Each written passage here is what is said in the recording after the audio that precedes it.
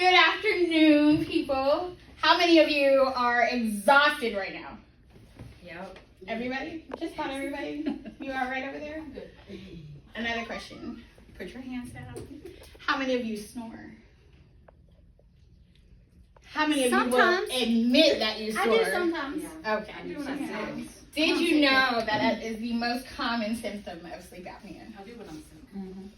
The National Council on Aging states that of the 39 million U.S. adults that are diagnosed with obstructive sleep apnea, the most common symptom is snoring. Anybody else care to admit that they snore now? Yeah. I snore. I was diagnosed with obstructive sleep apnea. Can you pause? So as a child, I snored all the time. One of my worst symptoms, I say, as a child was having trouble focusing. So if you don't have enough sleep, you can't focus on anything. And that's something I've dealt with as an adult as well. So I was actually in my early 30s before I was diagnosed with sleep apnea. What is sleep apnea? Do you guys know what sleep apnea is? You're sleeping without breathing. Yes. Mm-hmm. So you are starting and stopping breathing. And there are different kinds of sleep apnea. There's obstructive, central, and complex. And I am lucky enough to have the complex. So I stopped breathing in my sleep, but also with my CPAP, my brain doesn't tell my lungs to breathe.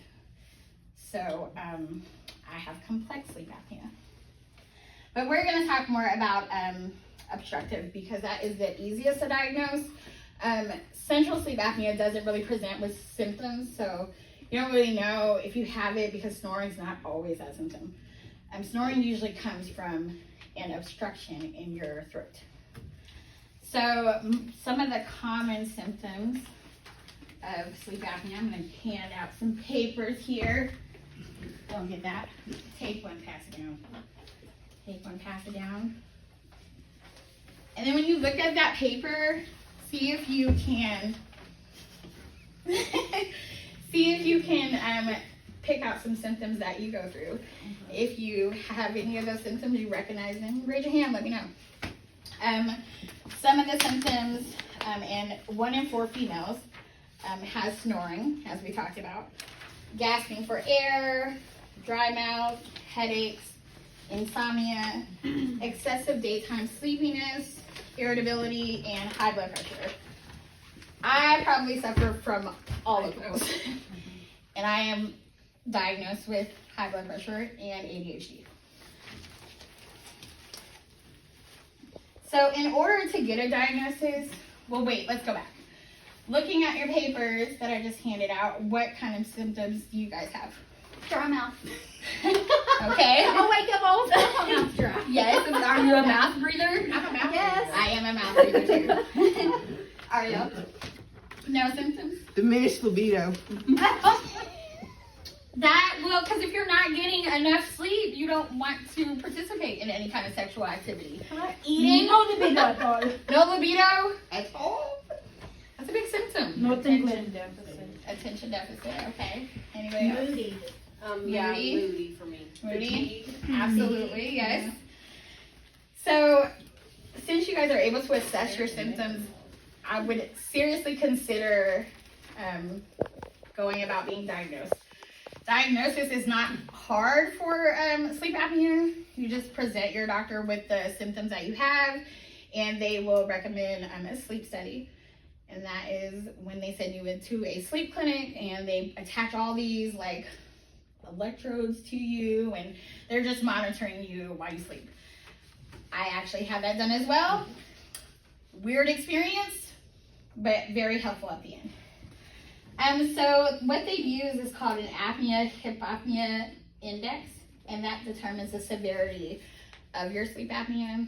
So they are monitoring the events that you have per hour, and the events are what, I guess, gives you the severity of the situation. So for me, in the very beginning, I was up to like 200 episodes an hour, or 200 episodes a night, I'm sorry.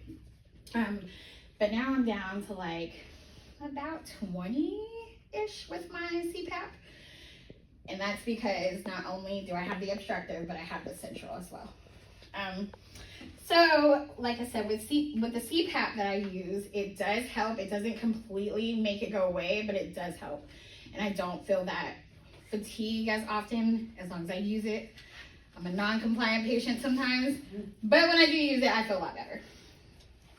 So there are different kinds of treatment. There's that CPAP, and then there is also surgically implanted devices that help to stimulate breathing.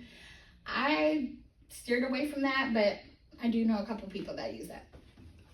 Also, in December of 2024, the FDA approved a prescription injectable to treat moderate to severe sleep apnea in people that are overweight or obese. And that's something that I might look into as well. Probably the easiest thing, or if you want to stay away from a CPAP or injectables or anything like that, is just lifestyle changes. So smoking, your diet, alcohol use, all of those affect the way that you breathe at night. So since treatment is pretty easy, diagnosis and treatment is pretty easy, let's just talk about some of the risk factors. You want to pass that around.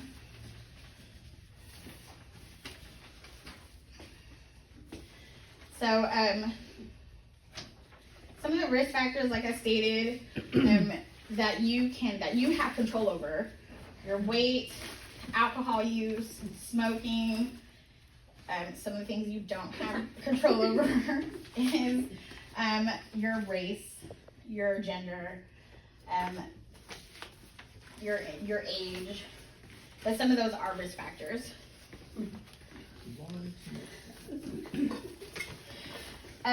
Large neck. Large neck is. So if for women that have a neck size of 15 inches are at greater risk of sleep apnea. Yes. So the American Academy of Sleep Medicine states that untreated sleep apnea, people with untreated sleep apnea, are 3 times more likely to die than those without the disorder. We run the risk of heart disease and stroke, and 43% of those deaths are untreated from heart disease or stroke.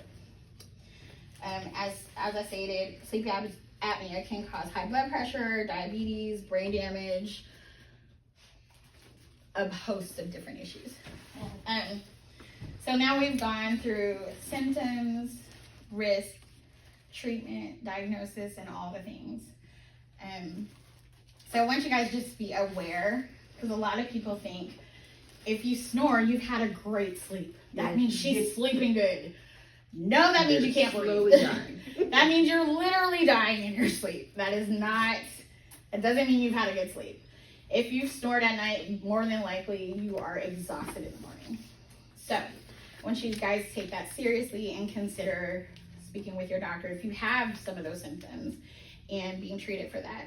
Because like I was, my quality of life is so much better with my CPAP.